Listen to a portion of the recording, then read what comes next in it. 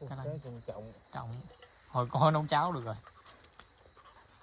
Wow, Cũng được. con đầu tiên. 2 lạng mấy. Con này cũng trọng rồi chứ. Rồi 2 lạng á. Con dính nuốt mấy lưỡi anh Tú? Có lưỡi à. Sảy quá trời sảy luôn, giờ mới dính. Nó mất mồi không? Đưa Tú.